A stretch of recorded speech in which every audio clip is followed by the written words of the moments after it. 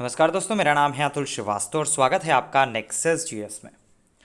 Geography की NCERTs की श्रृंखला चलाई जा रही है और आज जो लेक्चर है वो लेक्चर नंबर 8 है। और आज हम लोग डिस्कस करेंगे देश और उनके निवासी में। तो सबसे पहले जो हम लोगों का टॉपिक है वो आपका अफ्रीका है। अफ्रीका से रिलेटेड जितनी भी चीज़ें बन सकती हैं आपके परीक्षा में, उन सारी चीज़ों के बारे में हम लोग डिस्कस करेंगे और इस टॉपिक से काफ़ी क्वेश्चंस भी बनते हैं, तो ये आप लोग देखोगे। चलिए शुरुआत कर देते हैं। निम्नलिखित में से कौन सी स्थलाकृति एशिया महाद्वीप को अफ्रीका महाद्वीप से अलग करती है? चार ऑप्शंस हैं आपके सामने: स्वेज नहर, लाल सागर, बाब एल मंदब जल संधि और मोजाम्बिक चैनल।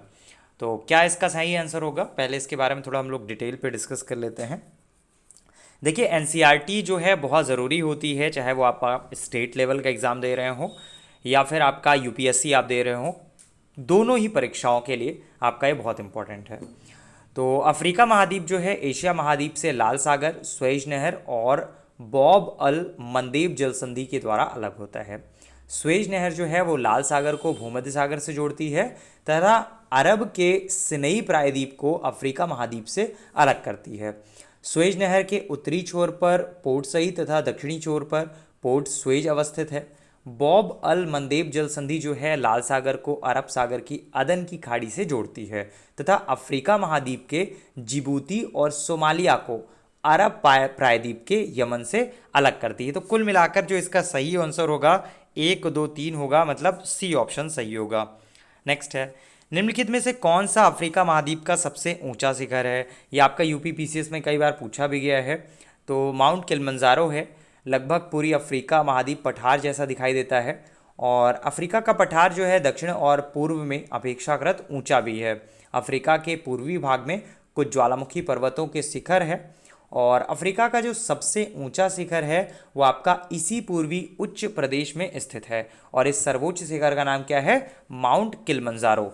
तो अगर आपसे पूछा जाए अफ्रीका महाद्वीप का सबसे ऊंचा शिखर कौन सा है, तो माउंट किलिमंजारो सबसे ऊंचा है। नेक्स्ट पॉइंट है, अफ्रीका महाद्वीप के किस भाग में एटलस पर्वत का विस्तार है? तो अफ्रीका महाद्वीप के किस भाग में एटलस पर्वत का विस्तार है? तो ये है आपका उत्तरी पश्चिमी भाग में, उत्तर पश्चिम भाग में। तो अफ्रीका में दो छोटी पर्वत श्रेणियां हैं। इसके उत्तर पश्चिमी भाग में एटलस पर्वत फैले हैं और दूसरी पर्वत श्रेणी इस महाद्वीप के दक्षिण पूर्वी तट के साथ साथ इसे ड्रैकेंसबर्ग पर्वत कहते हैं। तो एटलस पर्वत जो है अफ्रीका का नवीन मोड़दार पर्वत है तथा इस पर्वत का विस्तार जो है मोरक्को, अल्जीरिया और ट्यूनीशिया में है। माउंट टोबल आपका एटलस पर्वत की सबसे ऊंची चोटी है। कुल मिलाकर अफ्रीका महाद्वीप के किस भाग में एटलस पर्वत का विस्तार है? तो ये आपका उत्तर पश्चिमी भाग में विस्तार है। पहला ऑप्शन सही होगा। नेक्स्ट है, निम्नलिखित में से किस झील से नील नदी निकलती है? तो बहुत इजी क्वेश्चन है क्योंकि ये बहुत बार पूछा गया है यूपी पीसीएस में भी और यूपीएससी में भी। तो नील नदी जो है विक्टोरिया झील से निकलती है और नील नदी संसार की सबसे लंबी नदी है या विषुवत वृत्त के निकट के भारी वर्षा वाले क्षेत्र से निकलकर उत्तर की ओर बहती है, मतलब थर्ड ऑप्शन सही होगा, विक्टोरिया झील। नेक्स्ट है, विश्व का सबसे बड़ा मरुस्थल कौन सा है? तो विश्व का सबसे बड़ा मरुस्थल कौन सा है? अफ्रीका महाद्वीप का लगभग 1/3 भाग मरुस्थल है और सहारा जो है संसार का सबसे बड़ा मरुस्थल है या उत्तरी अमेरिका में फैला है। दक्षिण अफ्रीका में कालाहारी जो है दूसरा प्रमुख जो मरुस्थल है वो है। तो कुल मिलाकर क्या होगा? विश्व का सबसे बड़ा मरुस्थल कौन सा है? सहारा मरुस्थल। नेक्स्ट पॉइंट पे आ जाते हैं, नीचे दिए गए किस नदी पर विक्टोरिया जलप्रपात अवस्थित है? तो जाम्बेजी नदी जो है विक्टोरिया जलप्रपात का निर्माण करती है और यह जलप्रपात जो है उत्तरी अमेरिका के प्रसिद्ध न्यागरा जलप्रपात से भी ऊंचा है और चौड़ा भी है। इस प्रपात का जो स्थानीय भाषा में रखे गए मूल नाम का अर्थ है धुआं जो गरजता है और इस प्रपात की जो चौड़ाई है वो करीब 3 किलोमीटर से अधिक है। कुल मिलाकर क्या सही होगा? जाम्बेजी नदी। नेक्स्ट है, निम्नलिखित में से किस जगह विश्व का सबसे अधिक तापमान दर्ज किया गया है? तो ये सबसे ज़्यादा किया गया है संयुक्त राज्य अमेरिका में मृत घाटी में, डेथ वैली जिसको बोलते हैं। तो अफ्रीका महाद्वीप अधिकांशतः उष्णकटिबंधीय क्षेत्र में फैला हुआ है और यहाँ लगभग साल भर बहुत ऊंचा तापमान रहता है। विश्व में सबसे ऊंचा तापमान जो है कैलिफोर्निया की डेथ वैली मतलब मृत घाटी में दर्ज किया गया, जिसे संसार का सबसे गर्म स्थल के रूप में प्रमाणित किया गया है। हालांकि जो एनसीईआरटी है उसमें लीबिया के अल जजीरिया नामक स्थान को सर्वाधिक गर्म स्थान माना गया है। तो कुल मिलाकर हम लोग एनसीईआरटी कर रहे हैं, तो एनसीईआरटी के बेसिस पे अगर हम लोग बात करें तो अल अजीजिया को माना गया है। ठीक है, नेक्स्ट पॉइंट डिस्कस कर लेते हैं। निम्नलिखित में से कौन सी नदी मकर रेखा को 2 बार काटती है? तो आयोग का बहुत फेवरेट क्वेश्चन है, यूपीपीसीएस आयोग में कई बार पूछा गया है। लिम्पोपो नदी, लिम्पोपो नदी मकर रेखा को 2 बार काटती है और लिम्पोपो नदी जो है दक्षिण अफ्रीका, बोत्सवाना तथा दक्षिण अफ्रीका, जिम्बाब्वे की सीमा बनाते हुए मापुतो की खाड़ी में गिरती है। तो क्या सही होगा? लिम्पोपो सही होगा।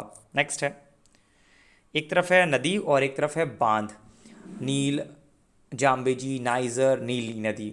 तो इसके बारे में अगर हम लोग बात करें तो जाम्बेजी नदी पर करीबा बांध का निर्माण किया गया है तथा जिम्बाब्वे और जाम्बिया की सीमा पर अवस्थित करीबा झील जो है इसी बांध एक जलाशय है, इसी बांध का एक जलाशय है।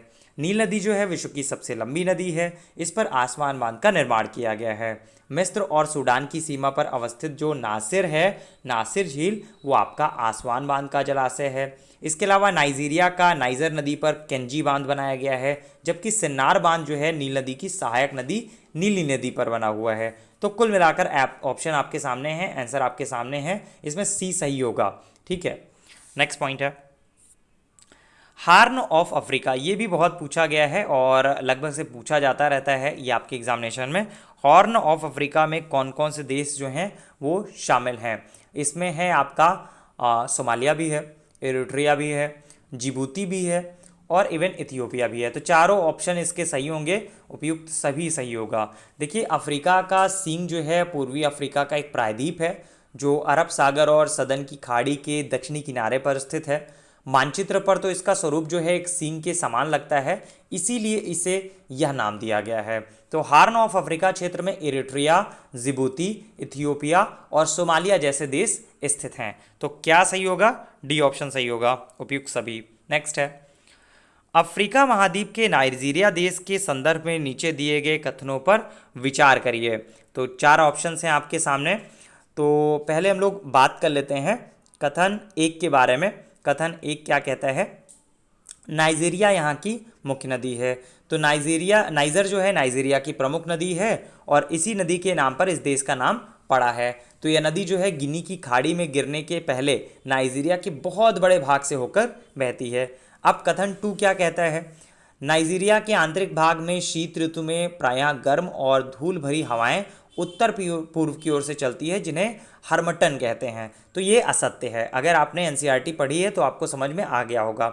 नाइजीरिया के तटीय भागों में विषुवतीय जो जलवायु है वो पाई जाती है और यहाँ साल भर वर्षा होती है। आंतरिक भाग में ग्रीष्म ऋतु शुष्क रहती है तथा शीत ऋतु में नहीं बल्कि ग्रीष्म ऋतु में नॉर्मली गर्म और धूल भरी हवाएं उत्तर पूर्व की ओर चला करती हैं और इन हवाओं को हरमट्टन कहते हैं। तो ये आपका सेकंड जो होगा असत्य होगा।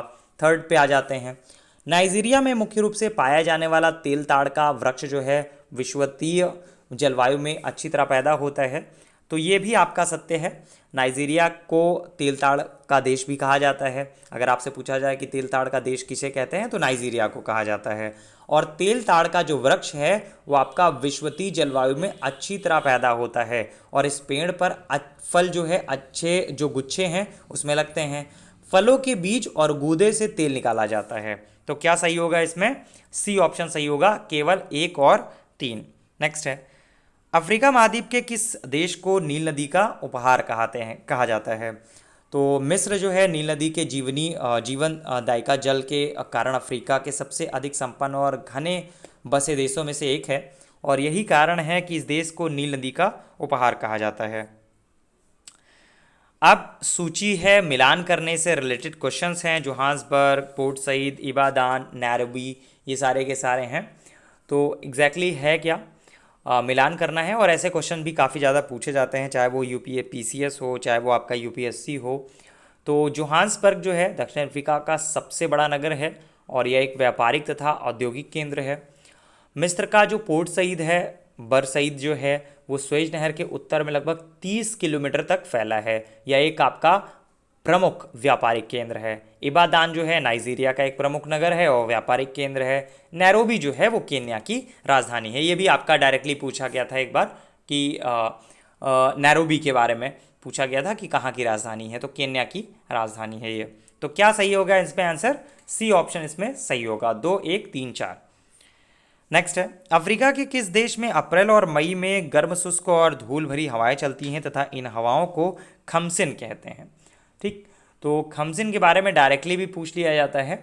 मिस्र जो है विशाल सहारा मरुस्थल का ही एक पार्ट है और सहारा मरुस्थल अफ्रीका के लगभग आधे भाग में फैला हुआ है और यही एक बहुत बड़ा रीज़न है कि मिस्र का अधिकतर भाग जो है मरुस्थल है और इस भाग में आबादी जो है नहीं के बराबर ही है। तो ग्रीष्म ऋतु के आरंभ में अर्थात अप्रैल और मई में दक्षिण की ओर गर्म शुष्क और धूल भरी हवाएं चलती हैं जिन्हें हमको खमसिन कहते हैं।